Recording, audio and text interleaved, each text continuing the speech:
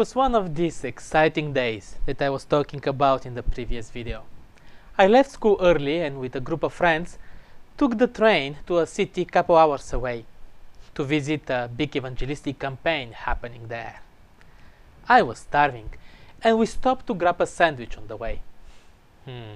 I will never forget this first bite. Because of it, I now have a big hole between some of my other teeth. There was a sound, a strange feeling, a very weird taste, and a broken tooth in my hand. Now you have to understand why I'm sensible when we talk about milk and solid spiritual food.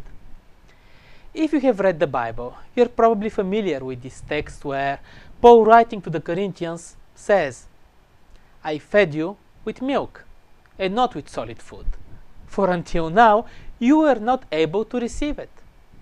In some languages, it actually translates as hard food instead of solid. It's amazing how differently we perceive food, physically and spiritually. We have so many different theories about milk and what it is, what it should be. Some argue for soy milk, some for almond milk, or old-fashioned cow milk, 2%, skim, chocolate, lactose-free milk, and so on. What is your spiritual milk? I don't know if I ever heard it as an official statement, but I grew up with the impression and understanding that the soft food, the milk, this is Christ. And the hard food, the solid food, these are the more advanced teachings and doctrines. What is your solid food? How solid it is? Probably some nuts-centered diet, or some corn, cereals, potatoes, rice, soy. For some, probably chocolate is a solid food. Getting it? Solid spiritual food. Probably something really solid, like Okay, here is my point.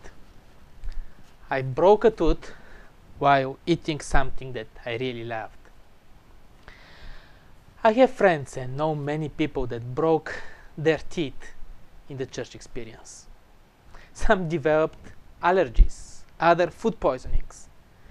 And I'm not talking about people that were disappointed in their personal experience with Christ or made a decision that this is just not for them. I'm talking about people that suffered because of our spiritual diet or for food that affected our spiritual health. The hardest food that the disciples were not able to receive was the revolutionary understanding about God and who Christ was and what was his mission about.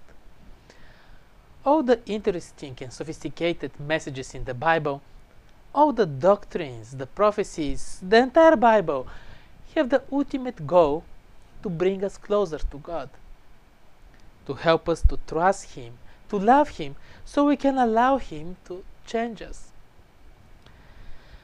The solid food that Paul is talking about is not hard that breaks a tooth, but is solid food that makes us grow, strengthens us, makes us capable to give up our own expectations from God, breaks our understanding about him, and humble us to allow him to do his work in us.